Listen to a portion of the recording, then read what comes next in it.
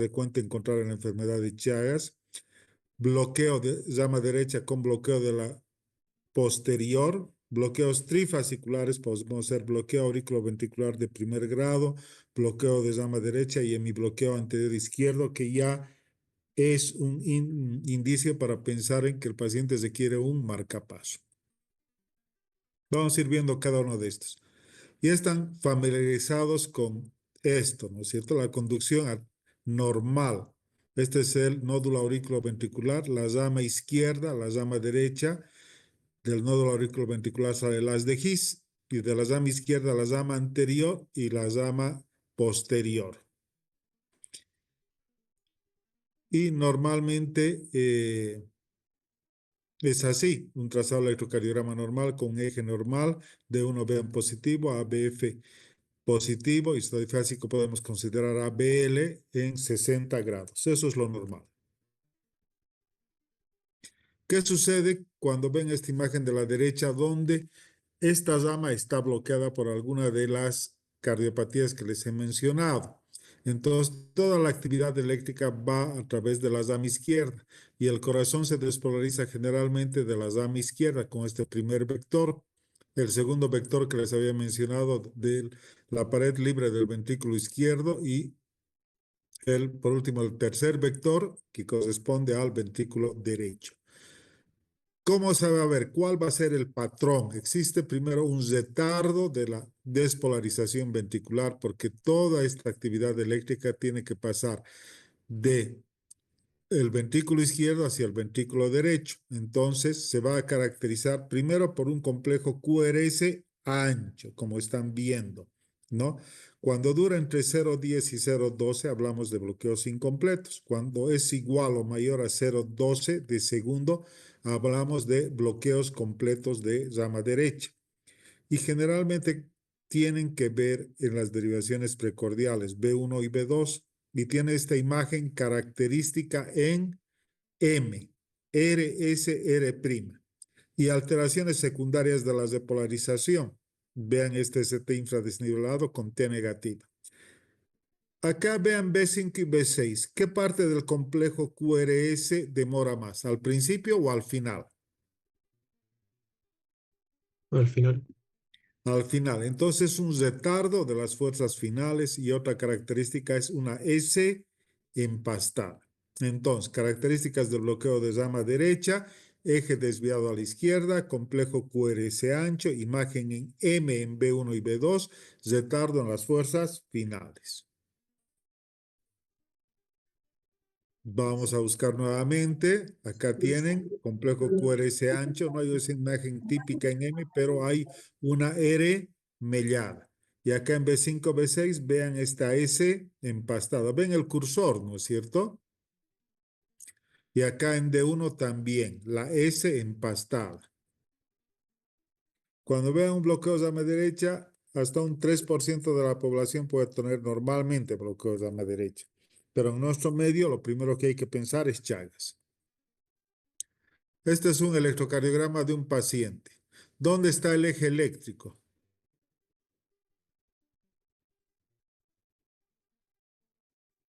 ¿Mm? Derecha. Derecha. D1 negativo, ABF positivo. ¿Cómo es el QRS? ¿Es ancho o de duración normal? ¿Mm? Ancho, ¿verdad? Y vean esta imagen característica en M, RSR'. ¿Sí? Bloqueo de rama derecha.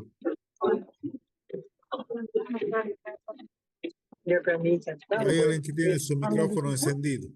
Ahora hablamos del bloqueo de rama izquierda. Entonces el estímulo se conduce a través de la rama derecha del haz de His, atravesando la barrera eléctrica transeptal.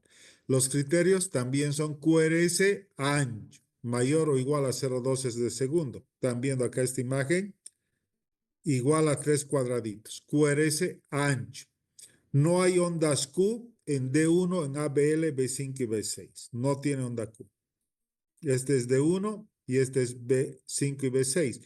Y esta imagen es muy parecida a esta, ¿no es cierto? complejos QRS positivos en B5 y B6, como este, y complejos QRS negativos, así en B1 y B2. ¿Ya? Alteraciones en las de polarización. Vean este ST desnivelado con T negativa. Y el eje puede estar desviado a la izquierda, más allá de menos 30 grados.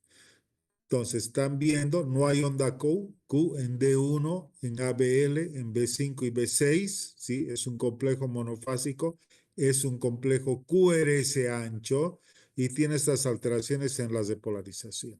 Bloqueo de llama izquierda.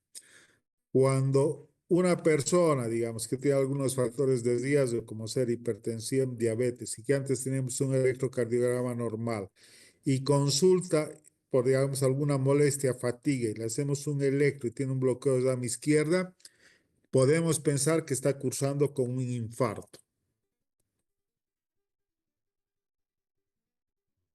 Luego hablamos de los hemibloqueos.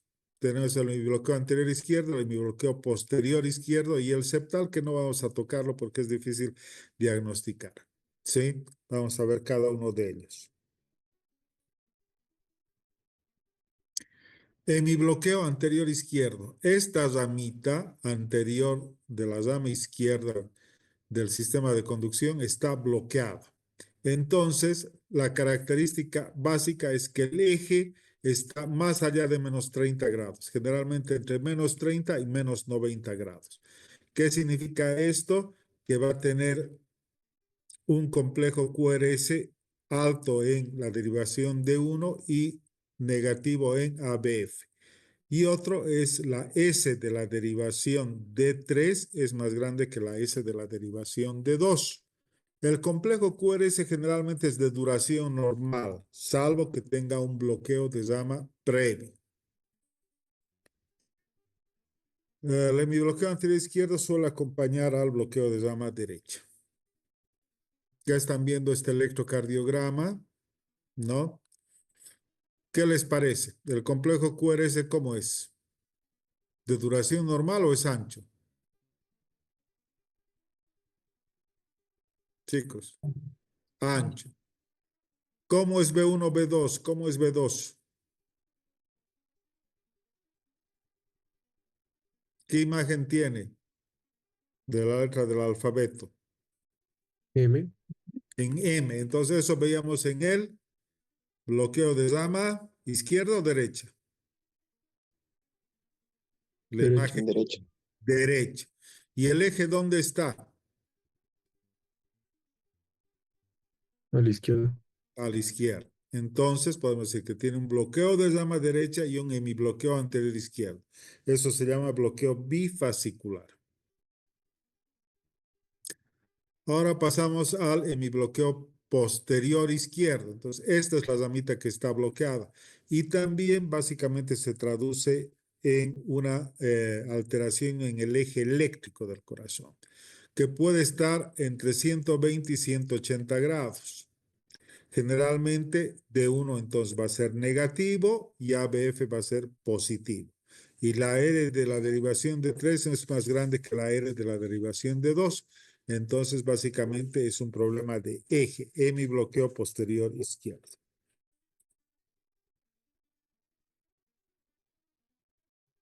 Bueno, hasta ahí los bloqueos de llama, los semibloqueos. Hemos dicho que íbamos a ver arritmias supraventriculares hoy día, ¿verdad? A ver, vamos a buscar.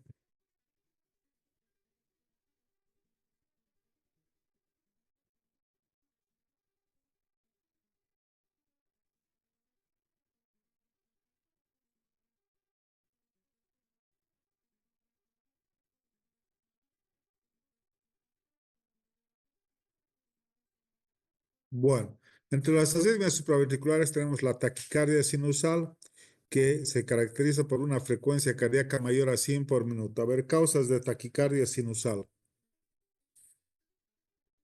¿Mm? Ansiedad. Causas. Díganme 3 causas de taquicardia sinusal. ¿Eh? La fiebre, después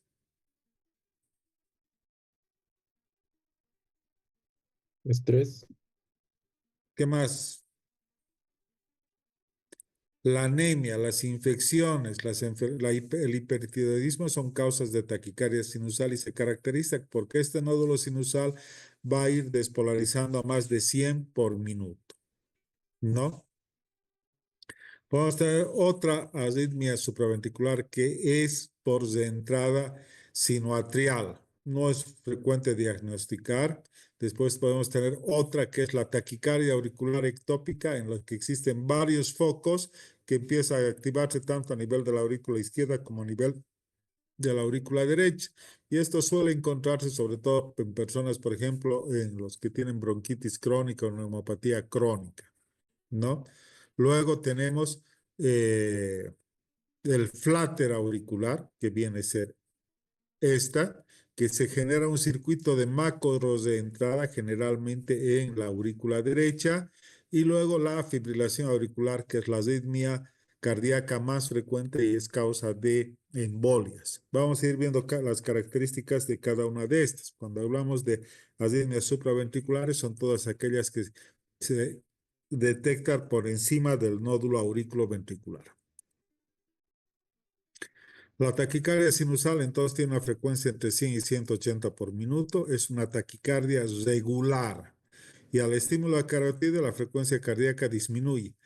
La las causas, ya habíamos mencionado, fiebre, deshidratación, dolor, estímulo simpático, isquemia, hipertiroidismo, hipovolemia. El tratamiento es básicamente de la causa desencadenante. Si tiene fiebre, habrá que bajarle la fiebre. Si tiene hipertiroidismo, habrá que corregir la función tiroidea. De acá estamos viendo en una tira de ritmo una frecuencia que en cuánto más o menos está.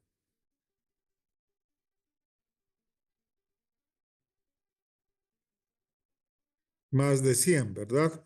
Pero todas tienen una onda P de iguales características y van seguidas de un complejo QRS y es una taquicardia regular. Por el contrario, cuando el nódulo sinusal empieza a activarse con menor frecuencia, produce lo que se llama bradicardia sinusal. Y se diagnostica cuando la frecuencia cardíaca es menor de 60 por minuto, ¿no? A ver, algunos medicamentos que puedan producir bradicardia sinusal, ¿cuáles conocen? beta bloqueadores, Los betabloqueantes, la miodarona, ¿verdad? Del estímulo carotídeo. Mm, bueno, vamos a hablar de la taquicardia auricular multifocal, ¿no es cierto? Que la frecuencia cardíaca es a 100, 130 latidos por minuto, se asocia a patología pulmonar, a la enfermedad pulmonar obstructiva crónica. Existe un automatismo anormal de diferentes puntos auriculares. Los criterios, una frecuencia cardíaca mayor a 100, existen ondas P con tres o más morfologías, el intervalo PP y el intervalo RR son variables, ¿no? Hay que hacer el diagnóstico diferencial con la fibrilación auricular. Y esto es lo que estamos viendo, múltiples focos de despolarización auricular, taquicardia auricular multifocal. Estamos viendo este paciente que está cianótico y vean las ondas P que son de diferente morfología, el intervalo PR es variable, que tenemos una P negativa, el intervalo RR es irregular y generalmente muchos de estos pacientes posteriormente van a ir a desarrollar fibrilación auricular. Otra taquicardia es la taquicardia por entrada nodal o taquicardia paroxística supraventricular. Se caracteriza por una frecuencia cardíaca entre 150 a 250 por minuto. Es una taquicardia regular. Al estímulo carotídeo puede haber un cese abrupto o no puede tener efecto. Los síntomas son palpitaciones, angina, síncope. El tratamiento con estímulo vagal, es decir, masaje carotídeo, compresión ocular, que casi ya no se usa, valsalva, puede cesar en forma automática. Es una taquicardia regular. Entonces acá estamos viendo el nódulo auriculoventricular y una reentrada nodal con una vía rápida y una vía lenta. Y estamos viendo acá una taquicardia regular. Acá por delante tiene una onda P negativa. La onda P puede estar delante, puede estar detrás o puede estar enmascarada por el complejo QRS. La frecuencia puede ir entre 160 a 220 latidos por minuto, como les estoy mostrando en este trazado, ¿verdad? ¿Ven la onda P? No, no se ve. No se ve con claridad, ¿no es cierto? Pero es una taquicardia regular con QRS angosto. Normalmente es así. Ocasionalmente la taquicardia paroxística supraventricular puede ser con QRS ancho cuando existe un bloqueo de rama previo. Esta es una tira de Holter, no, de electro también, B4, B5, B6, pero estamos viendo acá una taquicardia regular. Aquí parece haber una onda P que estuviese delante, pero no es una onda P como las que conocemos, ¿sí? Y su frecuencia cardíaca debe estar unos 150 a 200 por minuto. Y si no responde a maniobras vagales, también podemos usar medicamentos. ¿Qué medicamentos conocen para que pueda hacerse el tratamiento de esta taquicardia? Atropina. No,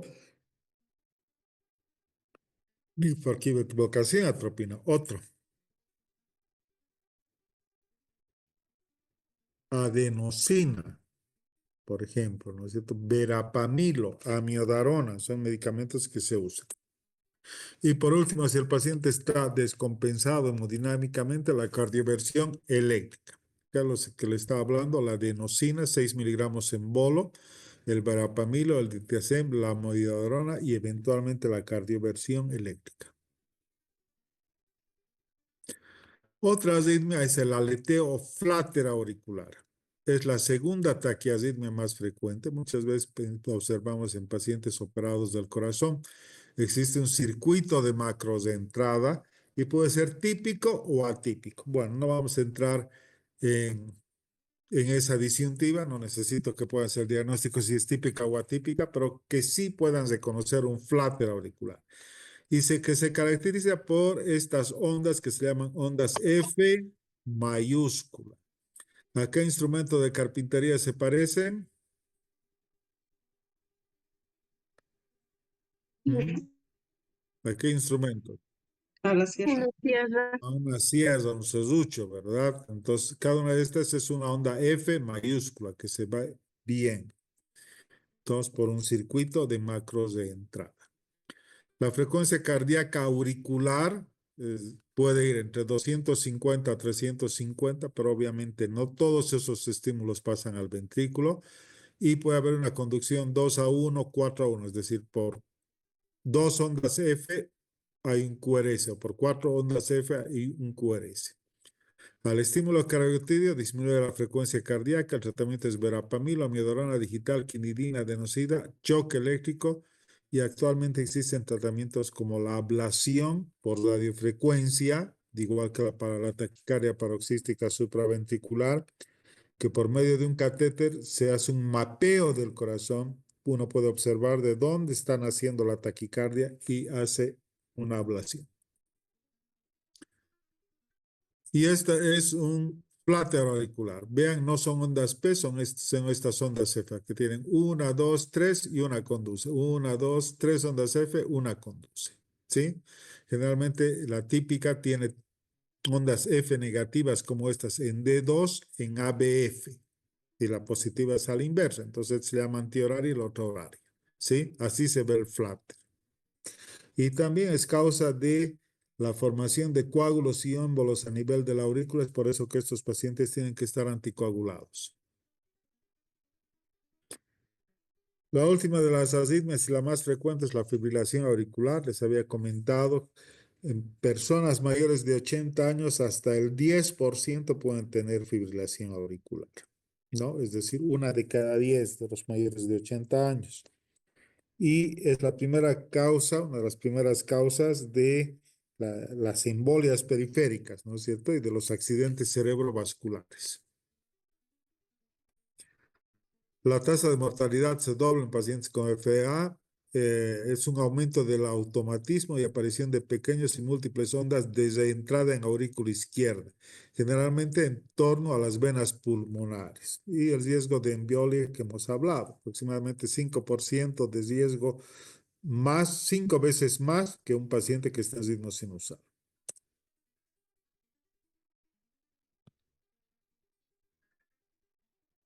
Las causas, la valvulopatía mitral, generalmente la estenosis mitral, y una de las características de la estenosis mitral se dice que es embolizante. O sea, estos pacientes con estenosis mitral y fibrilación auricular tienen 14 veces más riesgo de desarrollar accidentes cerebrovasculares. La hipertensión arterial, hipertiroidismo, infarto, pericarditis, el alcohol. Así que, ojo chicos, ustedes han estado en carnaval, esas mezclas raras de tabaco, alcohol y estimulantes cardíacos, ¿no? Que a veces a ustedes les gusta combinar, pueden generar fibrilación auricular. Lo mismo el tromboembolismo de pulmón. Y existe una clasificación de la fibrilación auricular. El primer episodio diagnosticado de FA se llama paroxística cuando usualmente dura menos de 48 horas, menos de 2 días. Persistente, más de 7 días. Persistente, prolongado, permanente, más de un año.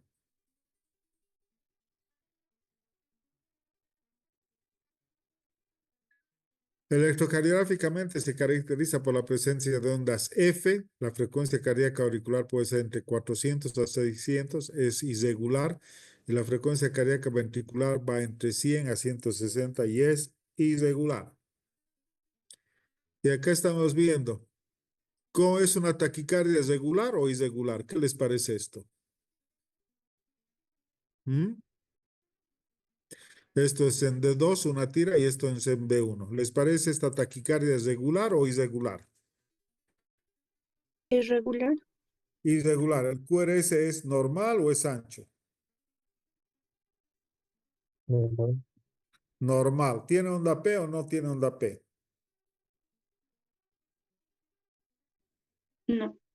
No. Entonces, ritmo irregular sin onda P, lo primero que tienen que pensar es fibrilación auricular, ¿no? Y acá están viendo un paciente que tiene un ritmo sinusal, PQRST, PQRST, y de pronto hace una taquicardia irregular sin onda P. Entonces, esta es una fibrilación auricular paroxística.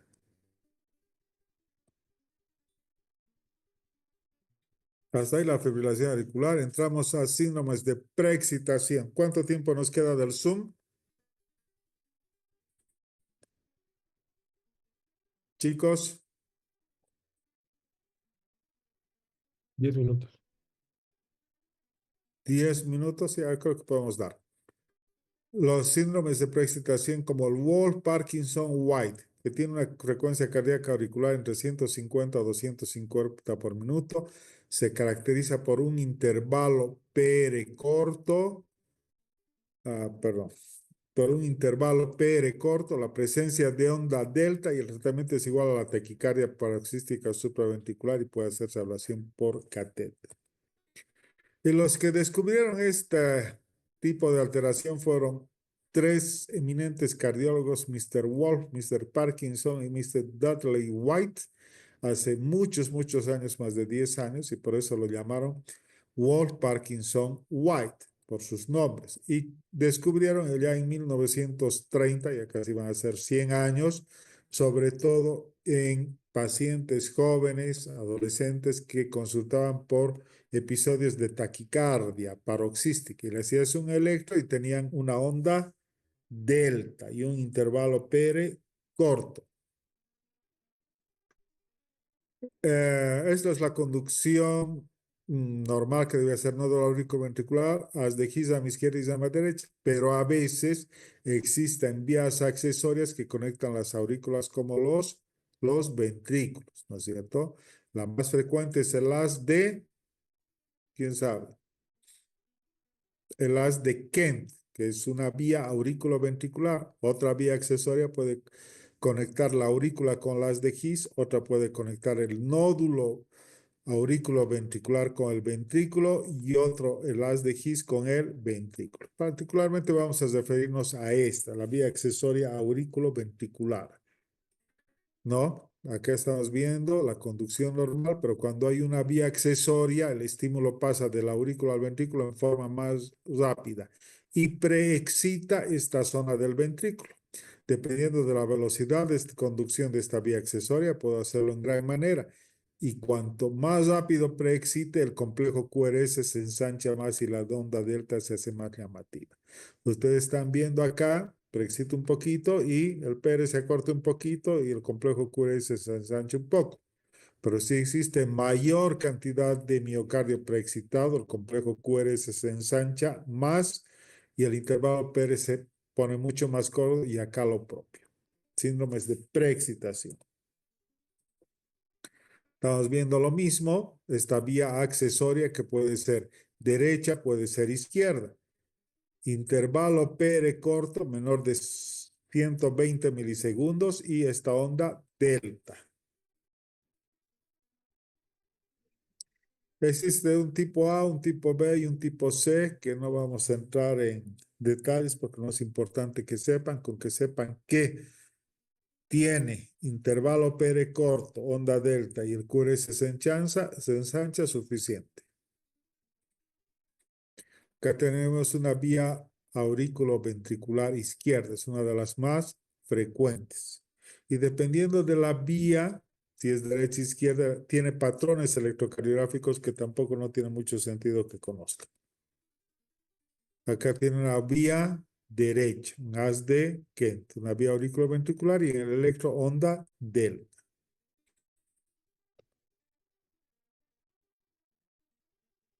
Los dos tipos, el tipo Wolf-Parkinson-White tipo A y tipo B, sus morfologías, ¿no? PR corto, onda delta. Y estos síndromes de preexcitación pueden causar taquicardias que pueden ser ortodrómicas o antidrómicas. Ortodrómicas porque el estímulo baja por el nódulo auriculoventricular y sube por la vía accesoria. Eso se llama taquicardia ortodrómica. Acá estamos viendo un electro, vean, que haciéndose ver la P y onda delta y QRS ensanchado. Y el riesgo es que puedan desarrollar, por ejemplo, fibrilación auricular con Wolff-Parkinson-White y eso puede causar muerte súbita. Bueno, y esa muerte súbita a veces se ve en deportistas, ¿no es cierto? El tratamiento para el Wolff-Parkinson-White generalmente es la ablación por radiofrecuencia, es decir, hacer un estudio electrofisiológico y encontrar esa vía anómala y quemarla, ¿no? Existe otra entidad que se llama Long-Gannon-Levin, que se caracteriza por intervalo PR corto, pero no hay onda delta, ¿ya? Bueno, por hoy vamos a llegar acá. Una de estos días vamos a hacer un taller de electro para repasar todo lo que estamos viendo. Mañana vamos a ver algo de las líneas ventriculares y tal vez isquemia, lesión y necrosis para los que quieran ir avanzando, ¿ya? Ahora, no sé si lo mejor es que vayan grabando estas charlas. A mí me interesaría más que estén presentes a que estén grabando, ¿sí? Porque yo creo que le van a sacar más provecho. Pues,